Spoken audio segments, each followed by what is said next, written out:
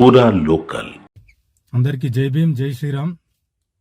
మన హిందువులందరూ జాగ్రత్త పడవలసిన సమయం ఇప్పుడు వచ్చింది. ఎందుకంటే హిందువులని కులాల పేరుతోని, మతాల పేరుతోని, రాష్ట్రాల పేరుతోని, భాషల పేరుతోని హిందువులను విడదీసే ప్రయత్నం స్టార్ట్ చేసిండ్రు మన తెలంగాణలో. మొన్ననే నేను అనుకున్నా, కంచె ఇలయ్య రాహుల్ గాంధీని కలిచేసి వచ్చిండు.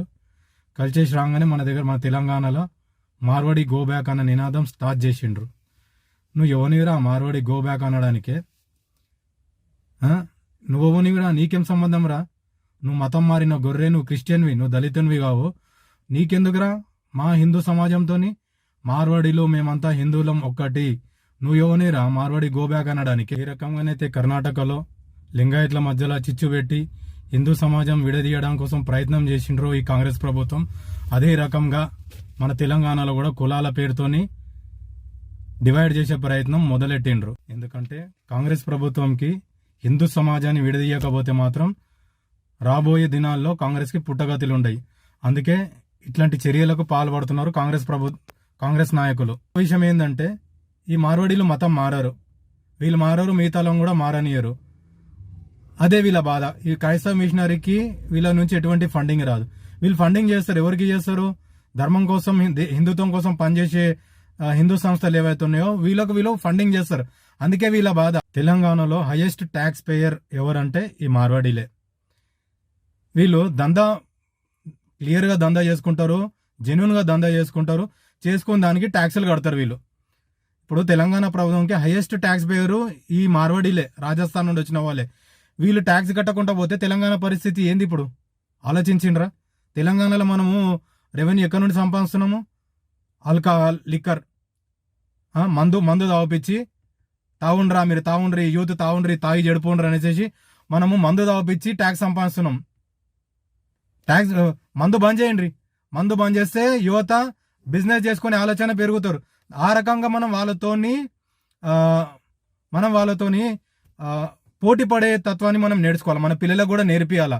వాళ్ళు సంపాదిస్తుంటే నువ్వు వానికంటే ఎక్కువ సంపాదించరా అని నేర్పియాలా. మార్వాడీలు గలీజ్ దందా చేస్తున్నారు. గలీజ్ దందాలు ఎవరు చేస్తుండ్రా? గంజాయి ఎవడు అమ్ముతుండు, డ్రగ్స్ ఎవడు అమ్ముతుండు, బెల్ట్ షాప్లో ఎవడు నడిపిస్తుండు. బిర్యానీ తిందామని పోతే ఉచ్చబోసి ఉండి పెడుతున్నారు. ఫ్రూట్స్ తిందామనుకుంటే ఉంచి అమ్ముతున్నారు.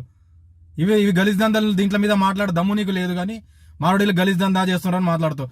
మొన్నటికి మొన్న బోయినపల్లిలా అల్లం ఎల్లిగడ్డ అంతా డూప్లికేట్ చేసాం. మీరు ఎవరు అమ్మిండ్రా? అది దానికోసం అది గలీజ్ దందా కదా? దానికోసం మాట్లాడనీకు వస్తలేదా నీకు? దాంట్లో మీద మాట్లాడనీకే దమ్ము లేదు నీకు. కానీ మార్వాడీలు గో బ్యాక్ అంట. వాళ్ళు గలీజ్ దందాలు చేస్తున్నట్టు కనిపిస్తున్నారా మీకు? గలీజ్ దందా చేసే వాళ్ళని ఎన్నుకోసుకొస్తున్నావు. భారతదేశం మొత్తంలో ఉద్యమం జరుగుతుంది. భారతదేశం ఆర్థికంగా ఎదగడానికి కోసము ప్రతి ఒక్క భారతీయుడు కంకణం కట్టుకొనేసి స్వదేశీ వస్తువులను మాత్రమే కొనాలా, విదేశీ వస్తువులను కొనకూడదు అనేసి నినాదం ఇచ్చి ప్రతి ఒక్క వస్తువు భారతదేశం వస్తువులే కొనాలనేసి కంకణం కట్టుకొనేసి ముందుకు పోతే, ఈ సమయంలో మీరు మార్వాడి గో బ్యాక్. ఓల్ కోసం గో బ్యాక్? వీళ్ళని కాపాడుకోవడానికే గో బ్యాకా? మార్వాడీలు వద్దు, అక్రమంగా వచ్చిన రోహింగ్యాలు ముద్దు, బంగ్లాదేశీలు ముద్దు అని ఎన్నుకోండి నడిపిస్తున్న పాకిస్తానీ ప్రేమికుల ఉద్యమం ఇది. ఒక్కొక్క రాష్ట్రంలో ఒక్కొక్క సంస్కృతి ఉంటుంది, ఒక్కొక్క సాంప్రదాయాలు ఉంటాయి. మా సంస్కృతులు వేరైనా, సాంప్రదాయాలు వేరైనా, కులాలు వేరైనా, రాష్ట్రాలు వేరైనా, భాషలు వేరైనా, మేమంతా హిందువులమే అన్న విషయం మీరు గుర్తుపెట్టుకోవాలి. మేము సమ్మక్క సారక్కని మొక్కుతాము, మేము ఎల్లమ్మ పోషమ్మన్న మొక్కుతాము, రాముని కృష్ణుని కూడా మొక్కుతాము. ఆ మిగతా రాష్ట్రాల వాళ్ళు ఒక్కొక్క రాష్ట్రంలో ఒక్కొక్క దేవుని మొక్కుతారు, దాంట్లో తప్పు లేదు. వాళ్ళు రాముని కృష్ణుని మొక్కొచ్చు, కానీ మేమంతా హిందువులం అన్న విషయం మీరు గుర్తుపెట్టుకోవాలి. మాకు గో బ్యాక్ అనడానికే దమ్ము ధైర్యం మీకు లేదు. మీకు రైట్సే లేవు. మీరు ఎవర్రా? మీరు మతం మార్చుకున్న వాళ్ళు.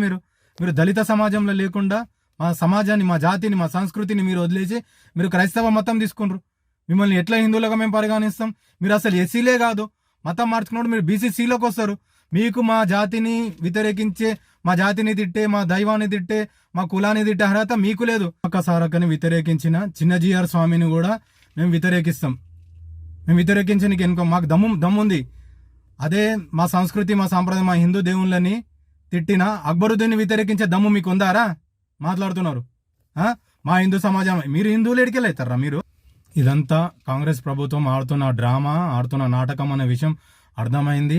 మొన్న రాహుల్ గాంధీ కంచె ఐలియా రాహుల్ గాంధీని కలిసేసి వచ్చిన తర్వాత ఈ కుల విభేదాలు సృష్టించారు ఇక్కడ అనేది మాకు క్లారిటీగా అర్థమైంది. దీన్ని మేము తీవ్రంగా వ్యతిరేకిస్తున్నాం. మార్వాడి గో బ్యాక్ అన్న నినాదాన్ని మేము తీవ్రంగా వ్యతిరేకిస్తున్నాము. మేము మార్వాడీలకు మద్దతుగా మేము నిలుస్తాము. మా దళిత సంఘాలన్నీ కూడా, మా హిందూ దళిత సంఘాలన్నీ కూడా వీళ్ళకు మద్దతుగా ఉంటాయి. రేపు వీళ్ళకి ఎటువంటి అవసరం వచ్చినా కానీ మేము నిలబడతాము.